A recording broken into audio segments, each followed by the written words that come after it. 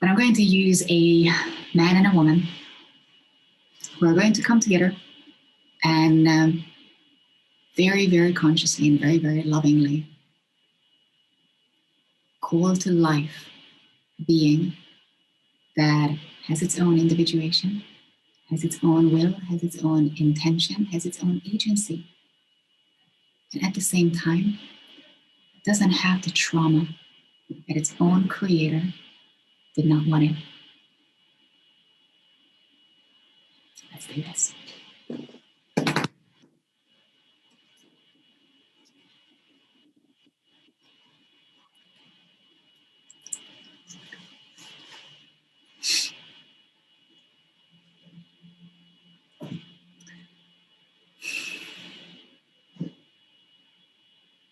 Just imagine that a man and a woman, two beings, two individuals, have found something within each other that speaks to them mutually on such a deep level. They've decided that they might have their differences, they might have their disagreements. They're going to have conscious choice to love each other each and every day more than the day before. It's probably going to be a long-term agreement. It's not imposed by anybody. It's not a compromise. There's nothing in that relationship that feels like a compromise. Every bit of that love is a conscious choice. And the two decides that out of this love, if they really want to experience what the two of them together feel like, they can create a living being. That being is not a substitute for their own mothers and fathers' love that they never get. That being is not a fix for the relationship. And it's most definitely not an accident. That new being, every bit of it, is desired so much. It's not a manufactured little creature. It's not an implanted idea. It's just a pure desire to receive a new being. Because the best that these two can do to a completely separate incoming consciousness is to create a space out of their energy that becomes a home for this being. It becomes an energetic, separate dimension, a separate room for this never before seen being that she or he, it can call its own for the rest of its life. That being will carry that home with them, no matter where they go, no matter who they are surrounded by their parents' love. Because their parents did not try to define who they are or who they should be. They did not try to restrict, tell them what to do. They just observed because they were interested. Who are you? And all we can do for you is provide you with the space where you can grow into whoever you want to be, safely, respectfully. And so a being decided that it quite likes this too. They're a good bunch. They're good together. And that being decided to coexist with them. It's quite a massive undertaking because partly that being is going to carry all the information that those two have been through, all their karmic imprint, their muscle memory. It's going to be carried within my new incoming body now. Wow. Do I really want to do that? These two somehow just, they look quite all right. I think we can manage. And we all agree on that level that we might fuck up. But at least one thing that cannot be taken away from any of us is that we are going to make the decision to love each other more than the day before. So those two decide that they're going to bring this new being into life, into existence. And they do everything that they can to actually make that being feel like they're welcome. I feel invited. I feel valued. I feel respected. I'm never pushed or pulled. I can move however I want to. I can feel however I want to. And my feelings are not going to be distorted. If I feel upset, nobody is telling me to cheer up.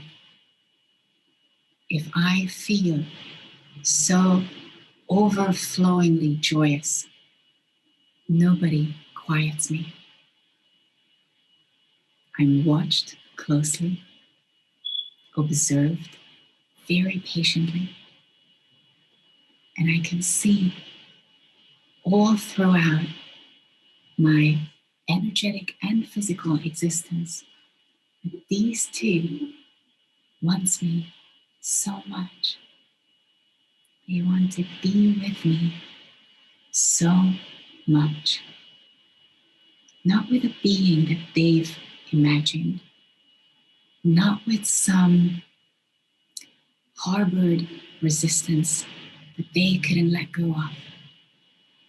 I'm not to take over my father's business. I'm not to carry the family name. I'm not to look after my siblings. I'm not to be there to unconditionally love you.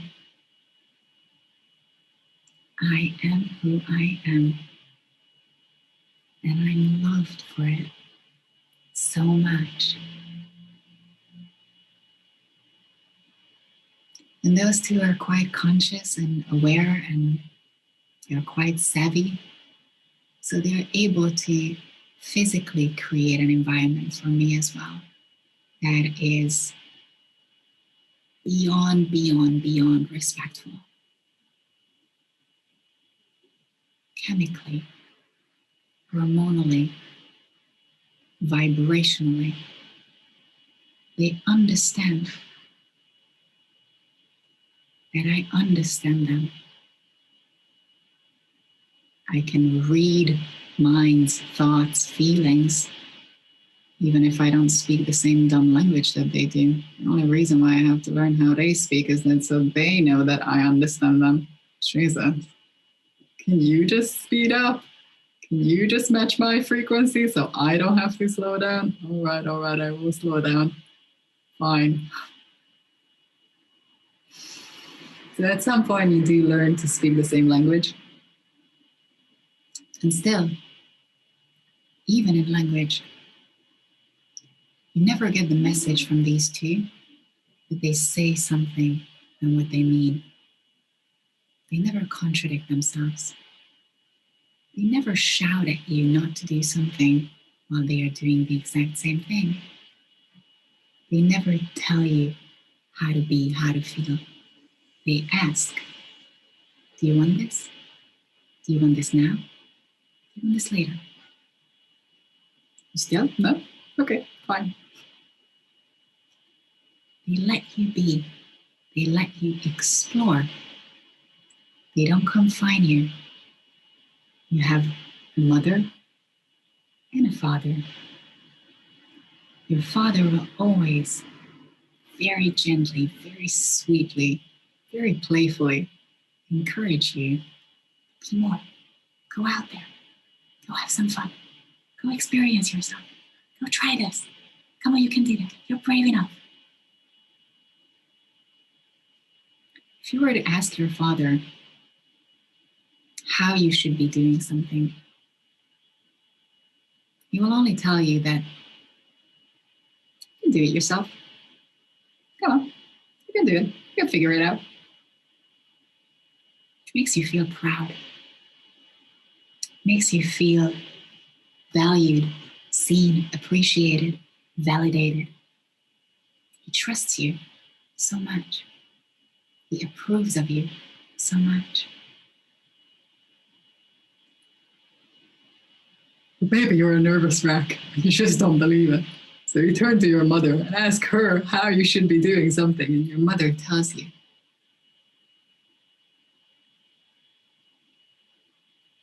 That nobody should tell you what to do. Because what you do is something that only you can do. How you will do it is the way that you and only you are capable of doing it. It's your special, unique way. People might give you their wisdom, their information, but it's still you who makes the choice. And that's the way it should be.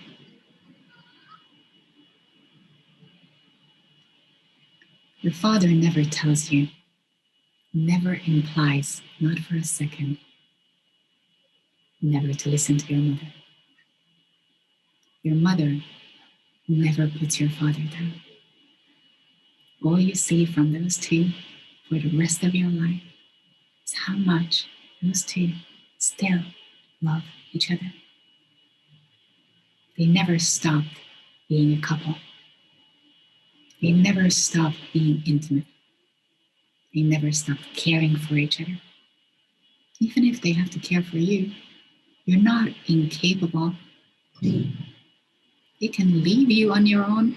You're going to be fine. You can take care of yourself. And they have the time, willingness to be with each other. And so you grow up to be a person who is very well connected, very safe, feels trustworthy. You can trust yourself because others trust you. You feel respected because all you've gotten for all your life, for as long as you've known yourself, was other people's pure, unadulterated, unconditional love. All that you've been subjected to is interest.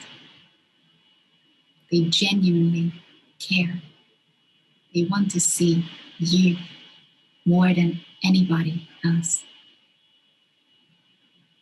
And you get to see your reflection in them, their reflection in you. And you just bounce back so much love between all of you.